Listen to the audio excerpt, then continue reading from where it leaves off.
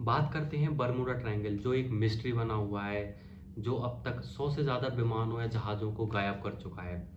Bermuda जो America के Florida से लेकर प्यूर्टो रिको तक और ऊपर बरमूडा देश तक है।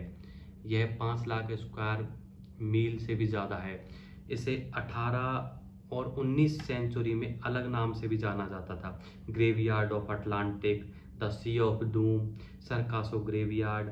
बरमूडा ट्रायंगल नाम इसे 1964 में पहली बार यूज किया। वैसे तो बरमूडा ट्रायंगल का इतिहास 400-500 साल पुराना है।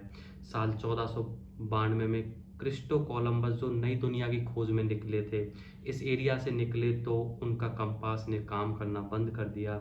आसमान से आग के गोले जैसी लाइट समुद्र की गिरती नजर आई। एक अर्गोजी मैगजीन जिसमें 1964 में विंसेंट हाइंस गेडिस नाम के आदमी ने आर्टिकल लिखा, जिसका टाइटल था द डेडली बरमूडा ट्रायंगल, और इसमें जो घटनाएं हुई उसके बारे में लिखा। बट क्यों हुई, किस कारण हुई, इसका कोई पता नहीं चला। कुछ तो है इस एरिया में जो इतने विमान गायब हो गए, ये रहस्य बना हुआ है।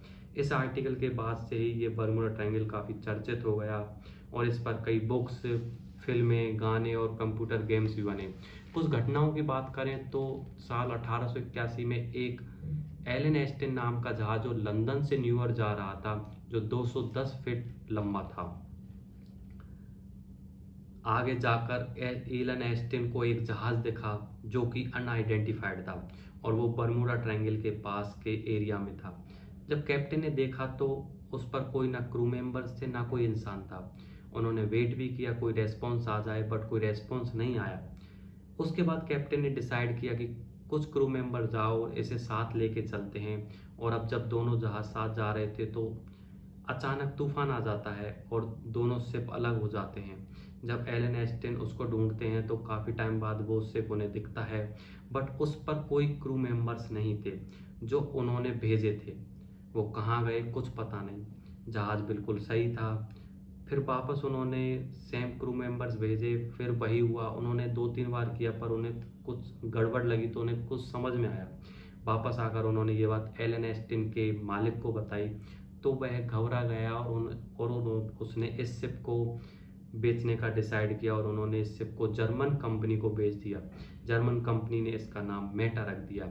और एक और घटना की बात करें तो 1918 में यूएसएस साइक्लोप्स जहाज, जो उस समय का यूएस नेवी का सबसे बड़ा और सबसे तेज जहाज था, उसको लेकर इंसिडेंट हुआ। 4 मार्च 1918 को जहाज बाल्टीमोर से ब्राज़ील की ओर रवाना हुआ। जहाज में 306 लोग बैठे थे और 11,000 टन मैग्नीज भी था। मौसम साफ था जब यह वहाँ से रवाना हो गया और वहाँ से निकला। उसके बाद शिप का कोई पता नहीं चला कि वह कहाँ गया, गायब हो गया। बस इतना पता था कि वह वहाँ से निकल चुका है। शिप के कैप्टन के आखिरी मैसेज यही थे कि वेदर फेयर ऑल वेल। बात करें आखिर क्या कारण हो सकता है इसके पीछे, या क्या साइंटिफिक कारण है या कुछ और घटनाएं होती हैं वहाँ पे, उसके बारे में तो कुछ लोगों का कहना है कि एलियंस बताते हैं, वहाँ पे एलियंस गायब कर देते हैं। कुछ का कहना है कि समुद्र के नीचे बड़े बड़े जानवर होते हैं जो वो उनको खा जाते हैं, नीचे ले लेते हैं। कुछ का मानना है समुद्र का चक्रव्यूह वहाँ का ऐसा ही है, वेदर ऐसा है वहाँ का। बट साइंस की तरफ से देखें तो साइंटिफिक तरीके से तो ये कंपास विविधताएं। चुंबकीय ध्रुवों के संबंध में कंपास अलग होते हैं। जियोग्राफिक नॉर्थ पोल और मैग्नेटिक नॉर्थ पोल में डिफरेंस होता है। और धरती की कुछ जगह पर ये दोनों पोल सेम देखने को मिलते हैं, जिन्हें एगोनिक लाइंस कहा जाता है। ये लाइंस समय के साथ बदलती रहती हैं। अभी इन्हीं कुछ 200, 300, 400 सालों से ये लाइंस 0 डिग्री की बरमूडा ट्रायंगल से होकर गुजर रही हैं। यहाँ हेरिकेन्स ज़्यादा फ्रीक्वेंसी से आते हैं। मीथेन गैस का भंडार भी है इस जगह पर, जिसके कारण जहाज डूब जाते हैं। इस एरिया में जहाज विमानों का संपर्क टूट जाता है, कोई संपर्क नहीं रहता है। यह फ्रीक्वेंसी इल्यूजन भी हो सकता है।